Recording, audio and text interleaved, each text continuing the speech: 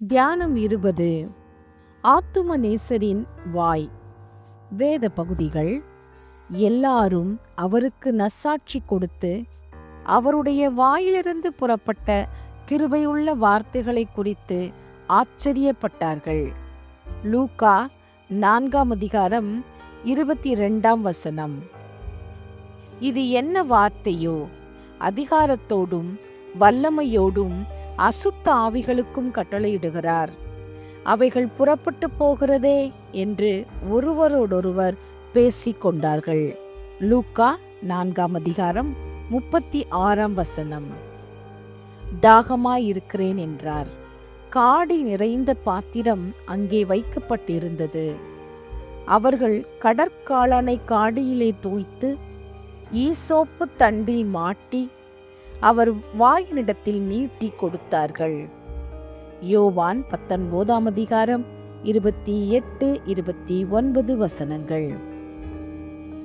அவர் பாவம் செய்யவில்லை, அவருடைய வாயிலே வஞ்சனை காணப்படவும் இல்லை.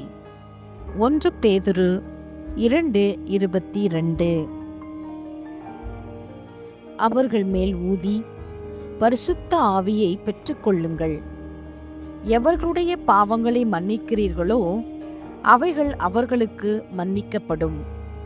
எவர்களுடைய பாவங்களை மன்னியாதிருக்கிறீர்களோ அவைகள் அவர்களுக்கு மன்னிக்கப்படாதிருக்கும் என்றார். யோவான் 20:22-23. போதனை. நம்முடைய இரட்சகருடைய திருவாயை பற்றி பேசுகிற மேலே காட்டிய வாக்கியங்களால் அவருடைய வாய் கிருபையுள்ள வசனங்களை பொழிந்தது என்று தெரிய வருகிறது. கிருபையினாலும் சத்தியத்தினாலும் நிறைந்திருந்தார். அவருடைய பரிபூரணத்தால் நாம் கிருபையின் மேல் கிருபை பெற்றோம்.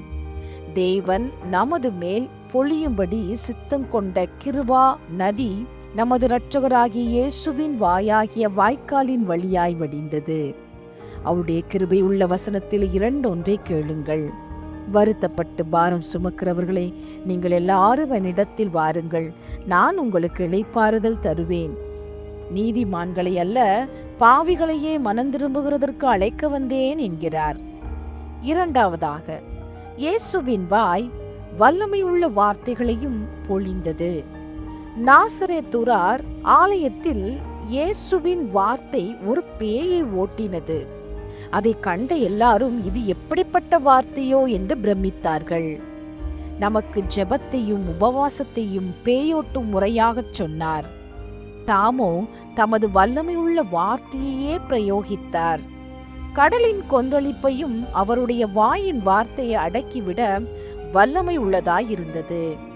அவர் போதித்த உபதேசங்களும் வல்லமை உள்ளவைகளாயிருந்தன. 3. காடி கொடுக்கப்பட்டது. சிலுவையில் அறையப்படுகிறவர்களுக்கு வெறி உண்டாக்கும் ஒருவித காடி கொடுக்கிறது வழக்கம். பரிசுத்த மத்தேயு அதை கசப்பு கலந்த காடி என்றும், பரிசுத்த மார்க்கு அதை வெள்ளைப்போளம் கலந்த திராட்சரசம் என்றும் அழைக்கிறார்கள். இரட்சகர் கொல்கதாவுக்கு போய் சேர்ந்த உடனே வழக்கப்படி இந்த மதுவை கொடுத்தார்கள். அவர் அதை ஏற்றுக்கொள்ளவில்லை. இரட்சகரோடு சிலுவையில் அறையப்பட்டவர்கள் தங்கள் பங்கை சாப்பிட்டார்கள். இயேசு சிலுவையில் தொங்குகையில் தாகமாயிருக்கிறேன் என்று கூப்பிட்ட போது அவர் வேண்டாம் என்று தள்ளிவிட்ட காடியையே கொடுத்தார்கள். 4. அவர் வாய் பாவம் செய்யவே இல்லை. இது எவ்வளவு அதிசயம்! இருதயத்தின் நிறைவு வாயால் வெளிப்படும். இரட்சகரின் இருதயம் பரிசுத்தம் உள்ளதானதால் அவர் வாயில் பாவம் வெளிப்படவே இல்லை. அவர் ஒரு தரம், என்னிடத்தில் பாவம் உண்டென்று உங்களில் யார் என்னை குற்றப்படுத்தக்கூடும் என்று கேட்டார். அவர் பாவம் செய்யாதது மாத்திரமல்ல, பாவங்களையும் மன்னித்தார். 5. அவர் வாய் பரிசுத்த ஆவியையும் பாவ மன்னிப்பின் அதிகாரத்தையும் கொடுத்தது. ஆதி மனுஷனுக்கு ஜீவாத்துமாவை ஊதினவர் இப்பொழுது தமது சீடருக்கு பரிசுத்த ஆவியை ஊதி பாவ மன்னிப்பின் அதிகாரத்தை அருளினார். என் இரட்சகருடைய திருவாய் இரட்சணிய கிருபைகளாலும் ஆசீர்வாதங்களாலும் நிறைந்திருக்கிற ஒரு பொக்கிஷமாயும், பாவ மன்னிப்பு என்னும் அமுதை ஒழுகச் செய்யும் தேன் தட்டாயும், இருதய சமாதானம் என்னும் கீலேயாத்தின் பிசின் தைலத்தை பொழியும் ஜீவ விருட்சமாயும் இருக்கிறது. பாவபாரத்தின் இழைப்பை ஆற்றும்படியான திராட்சரசம் அங்கிருந்து கசிகிறது. அதை பான பண்ணி அதனால் மகிழ்ச்சி அடைய வேண்டியதே அன்றி வேறே வேலை எனக்கில்லை. ஆத்துமாவே, நீ வெகு காலம் பிழைத்திருப்பதற்கு போதுமானதெல்லாம் உனக்கு இருக்கிறது. ஆகையால் உன்னை தேற்றிக்கொள். இரட்சகரை போல் கிருபையால் நிறைந்தவர்களை நான் கண்டதுமில்லை, கேட்டதுமில்லை. அவரும் கிருபை, அவர் வாயும் கிருபை, அவர் பேரும் கிருபை, அவர் பேச்சும் கிருபை, அவர் செய்கையும் கிருபை, அவர் பிறப்பும் கிருபை, அவர் இறப்பும் கிருபை. கிருபையே கிருபை, எல்லாம் கிருபையே. ஆத்துமாவே, அவருடைய கிருபையுள்ள வாயின் வசனம் ஒன்றை கேள். என்னிடத்தில் வருகிறவனை நான் புறம்பே தள்ளுவதில்லை. இப்படி வேற யாராவது உன்னை ஆறுதல் படுத்தினது உண்டோ? சொல்லு. என் ஆத்துமாவை பிசாசின் வல்லமையில் நின்று விடுதலையாக்கும்படி நான் இயேசுவண்டை போவேன். அவர் தமது வாயிலிருந்து ஒரு வார்த்தை சொல்லுவார். அந்நிமிடம் முதல் என் ஆத்துமாவை பிடித்திருக்கும் பேயானாலும் பாவமானாலும் பறந்தோடி போகும். பாவம் இல்லாதவரும் பாவிகளை விட்டு பிரிந்தவரும் பாவங்களை மன்னிக்க மனமும் அதிகாரம் உடையவருமான இரட்சகர் என் ஆத்துமாவில் தமது ஆவியை ஊதுவார். உடனே நான் பலமடைவேன். அவருடைய திருவுருள் உலர்ந்து போன என் ஆத்துமாவின் எலும்புகளை அசையச் செய்தது, அதில் சதைப்பிடிக்கச் செய்யும்.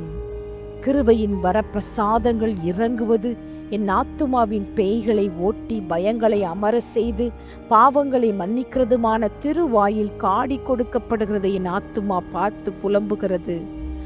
என் ஆத்தும நேசரே, கெத்செமனையில் உமது பிதா தந்த பாத்திரத்திலும் இது கசப்புள்ளதா?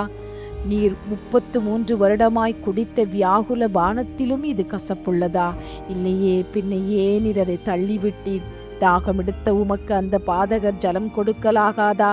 சிசராவே, கொன்ற யாகேல் தண்ணீர் கேட்டவனுக்கு பாலையும் வெண்ணையும் கொடுத்து கொன்றாளே. பாவமே, நீ என் இரட்சகரை என்னமாய் வதைக்கிறாய். இரட்சகா, கானா ஊரில் தண்ணீரை ரசமாக்கி சகலரையும் சந்தோஷப்படுத்தின உமக்கு இந்த கசப்பு காடியா கொடுக்கப்பட்டது? நீர் அதை வேண்டாம் என்று சொன்னதற்காக உம்மை புகழுகிறேன். உமக்கு சித்தமானால் அதை தேனாக மாறச் செய்து நீர் உண்ணலாம். ஆனால் என் இரட்சகர் சொந்த புத்தியோடிருந்து என் இரட்சணியத்தை நிறைவேற்றி முடித்தார் என்று என் மனம் மகிழுகிறது. அந்த காடியை மாத்திரம் நீர் குடித்தது மெய்யானால் உம்முடைய சத்துருக்கள் அனைவரும் நீர் என்மேலுள்ள அன்பினால் அல்ல, காடியின் வெறி மயக்கத்தால் துன்பங்களை சகித்தீர் என்று சொல்லலாமே. நீர் மனுஷர் பேரில் உள்ள அன்பையே மதுவாக உண்டு அன்பின் வெறியினாலே மேற்கொள்ளப்பட்டு எல்லாவற்றையும் சகித்தீர் என்று என் ஆத்துமா உணர்ந்து கொள்ளுகிறது. அருள் பொழியும் வாயே நமஸ்காரம், அலகை ஓட்டும் வாயே நமஸ்காரம், காடி மறுத்த வாயே நமஸ்காரம், பாவம் இல்லா வாயே நமஸ்காரம், ஆவி யூதும் வாயே நமஸ்காரம். ஜெபிப்போமா. கிருபையுள்ள இயேசுவே, பாவியும் நிர்பந்தனுமான அடியேன் மேல் தயவாயிரும். உம்முடைய திருவாயிலிருந்து புறப்பட்ட உபதேசங்களும் கட்டளைகளும் என் ஆத்துமாவுக்கு ஞான போஜனமும் பானமுமாயிருக்கும்படி கிருபை செய்யும். நான் உம்முடைய வசனங்களின்படியே நடக்கத்தக்க நல்ல இருதயத்தை உமது அடியானுக்குள் சிருஷ்டிக்கும்படி என் மேல் ஊதியருளும். நீர் ஊது மட்டும் புதிய மனுஷன் என்னில் உருவாக்கப்பட மாட்டான். சீடருக்கு திருவாயால் ஊதின இயேசுவே, அடியான் மேலும் ஊதியருளும். பிதா, குமாரன், பரிசுத்த ஆவியின் நாமத்தினாலே ஆமேன். சேனைகளின் கர்த்தராகிய தேவனே, நீர் பரிசுத்தர், பரிசுத்தர், பரிசுத்தர். பூமி அனைத்தும் அவருடைய மகிமையால் நிறைந்திருக்கின்றன. ஆமேன்.